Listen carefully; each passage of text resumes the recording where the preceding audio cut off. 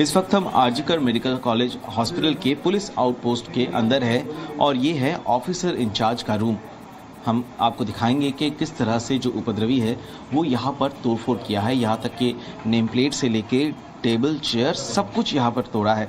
लेकिन सबसे अहम जो बात है, सबसे चौंकाने वाली बात है कि ये इसी रूम में, इस बिल्डिंग, क्योंकि यही इमरजेंसी बिल्डिंग है और ये इसी बिल्डिंग में प्लेस ऑफ ऑकरेंस है जहाँ पर सेमिनार रूम में, जहाँ पर महिला डॉक्टर की बेरहमी से हत्या कर दिया था। उस बिल्डिंग का जितनी भी सीसी कैमराज है सबका कंट्रोल रूम है ये। और ये आप देख सकते हैं कि डीवीआर यहाँ पे रखा हुआ है, सर्वर सब यहाँ यहीं पर रखा हुआ है। हालांकि अभी तक पुलिस को पता नहीं है कि यहाँ से कुछ चोरी हुआ या नहीं, अभी तक इन्वेस्टिगेशन शुरू नहीं हुआ। इसी बिल्डिंग में, हम आपको फिर से बता रहे हैं, इसी बिल्डिंग में प्लेस ऑफ ऑकरेंस है जहाँ पर महिला डॉक्टर की बेरहमी से हत्या कर दिया गया था। हालांकि उस समय का सीसीटीवी का फुटेज बैकअप ले लिया गया है, लेकिन इसमें से कितना बैकअप लिया गया है, नहीं लिया गया है, क्योंकि पीडब्ल्यूडी के द्वारा इसे मेंटेन किया जाता है। यहाँ पर कंट्रोल रूम में यहाँ पर तहस नहस कर दिया गया है, तोड़फोड़ कर दिया गया है। हम आपको पहले भी दिखाए हैं कि इमरजेंसी के सामने से जहाँ से शुरू होता है इमरजेंसी का गेट, वहाँ से जो सीसी कैमरास लगे हुए हैं, एक के बाद एक सीसी कैमरा को तोड़ा गया है। क्या ये कोई साजिश था? ये बार बार सवाल उठाया जा रहा है। हम भी ये सवाल उठा रहे हैं कि क्या ये साजिश था? सीसी कैमरा भी तोड़ा और फिर यहाँ पर सर्वर रूम में आके कंट्रोल रूम में सर्वर को भी तोड़ा गया। यहाँ पर जिस मॉनिटर से मॉनिटर किया जा रहा था, एक के बाद एक चार मॉनिटर यहाँ पे तोड़ा गया। यहाँ पर नीचे भी पड़ा हुआ है, पूरा नीचे कांच है यहाँ पर, और मॉनिटर्स को भी तोड़ा गया। क्या ये एक पहले से ही प्री प्लान्ड एक अटैक था? ये सवाल बार बार उठ रहा है। कैसे ऐसी इतनी बड़ी घटना घटी और उपद्रवियों का इतना साहस कैसे हुआ कि अस्पताल की इमरजेंसी भी तोड़ा और साथ में पुलिस आउटपोस्ट भी तोड़ा और यहाँ तक कि पुलिस ऑफिसर के रूम तक वो पहुँच गए और सर्वर रूम को भी, कंट्रोल रूम को भी तहस नहस कर दिया। सवाल बहुत गंभीर है।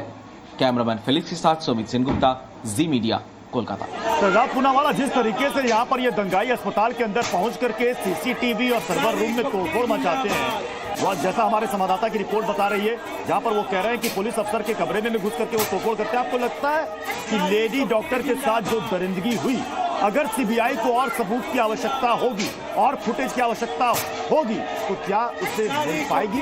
शहजाद पूनावाला, बिल्कुल सही आपने कहा। अभी सीबीआई के पहले तो जांच में विलंब करना, उससे पहले हर संभव प्रयास करना कि एविडेंस डिस्ट्रॉय हो जाए, और जो कल रात की घटना हुई है उसके बाद क्या सीबीआई के पास वो पर्याप्त सबूत होंगे कि वो एक नहीं अनेकों गैंग रेपिस्टों को पकड़े? इसीलिए मैंने मांग की कि हेल्थ मिनिस्टर और होम मिनिस्टर का रेजिग्नेशन हो। तो दीपक जी ने कहा कि बीजेपी कौन होती है? भाई अधीर रंजन जी ने भी मांगा है। अब मुझे बता दो दीपक जी, अधीर रंजन चौधरी की मांग से आप इत्तेफाक रखते कि नहीं रखते? नीरज राय, देखिए, मैं प्रत्युष करे जी, मैं बड़े स्पष्ट शब्दों में बोलता हूं, अगर मुख्यमंत्रियों के इस्तीफे देने से सारे बलात्कारियों को सजा मिल जाए तो भाजपा के सारे मुख्यमंत्री इस्तीफा देते और दूसरी बात ममता बनर्जी भी इस्तीफा देते। मैं तो बिल्कुल इस पक्ष में हूं। नीरज राय, भाजपा नीरज राय, वहां से हमारे संवाददाता ने जो ग्राउंड रिपोर्ट भेजी आपने देख लिया। क्या सीबीआई को अगर वहां पर और अतिरिक्त सबूतों की जरूरत होगी तो जो सिचुएशन है अस्पताल के अंदर, आपको लगता है कि वो उसे मिल पाएगी? सब कुछ तो डिस्ट्रॉय किया जा रहा है एक एक करके। बिल्कुल बिल्कुल। अब सुनिए, सुपरमैन और सुपर पावर से सुसज्जित भारतीय जनता पार्टी सुनियोजित साजिश में माहिर रही है। यह पूरा का पूरा प्रकरण भारतीय जनता पार्टी दूसरे तरफ डाइवर्ट करने वाली है। गैर भाजपा शासित राज्यों में इनको वहां पे अपराध और शासित साजिश नजर आती है, और इनके जो प्रदेश हैं और पूरे देश की अगर बात कर लीजिए तो ये विकास का एक अलग सा पुलिंदा लेके चलते हैं। मणिपुर में पूछेंगे महिलाएं नंगी घुमाई जाती है, शर्म नहीं आती है? शहजाद पूनावाला, आपको बंगाल में लॉ एंड ऑर्डर किसके हाथ में है? शर्म आनी चाहिए शहजाद भाई। आप बड़े अच्छे विद्वान आदमी हैं, हर चीज आप जानकारी के साथ बोलते हैं। देश का अपवाद मामला है, एक दिन की सुनवाई में सुपुर्द केस। नीरज राय जी, मैं कहूंगा कि अगर आपके सामने स्क्रीन चल रही होगी ना तो जी न्यूज पर जितने चेहरे दिखाए जा रहे हैं, एक बार फिर से प्ले कीजिए, नीरज राय को दिखाइए। और इन चेहरों को पहचान करके 24 घंटे के अंदर आप उनको सलाखों के पीछे पहुंचाइए और इन सब की कुंडली निकालिए, कौन किस पार्टी से जुड़ा है। और अगर आप ऐसा नहीं कर पाएंगे तो मान लीजिए कि आपकी नाकामी है। नीरज राय जी चेहरे देख लीजिए, जी न्यूज दिखा रहा है चेहरे। नीरज राय जी चेहरे देख लीजिए, अगर आपको कोई दिक्कत परेशानी है, पुलिस के पास भी ये फुटेज है, हम भी दर्शकों तक पहुंचा रहे हैं। अब इन सबको सलाखों के पीछे कब तक पहुंचा रहे हैं, कुंडली कब निकाल रहे हैं इनकी, ये कौन कौन है, किस पार्टी से जुड़े हैं नीरज राय जी? वो कुंडली उनकी निकल चुकी है, परेशानी में भाजपा, ये वही लोग निकलेंगे जो जेपी नड्डा पे हमला करने वाले भी भाजपा ही निकले।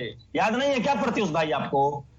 इनमें से कितने लोग हैं भाजपाई, कितने लोगों की गिरफ्तारी हुई है, जरा बताइए ना, कितने लोगों को अब तक गिरफ्तार किया, इतने घंटे बीत गए? भाजपा बताए। अच्छा बंगाल में बीजेपी का शासन है, कमाल कर रहे हैं, मतलब बंगाल में बीजेपी का शासन है, क्या बात कर रहे हैं भाजपा ने। चलिए आप बताइए ना। बहुत बहुत शुक्रिया आप सभी मेहमानों का हमारे साथ टू द पॉइंट पर जुड़ने के लिए। लेकिन सबसे बड़ा सवाल यह है कि आखिर कैसे पुलिस वहां पर इस भीड़ को कंट्रोल नहीं कर पाई और उस घटना को हुए कई घंटे अब तक बीत चुके हैं, अब तक कितने लोगों को पुलिस ने गिरफ्तार किया है। खबरों का सिलसिला लगातार जारी है, आप बने रहिए इसी न्यूज़ के साथ।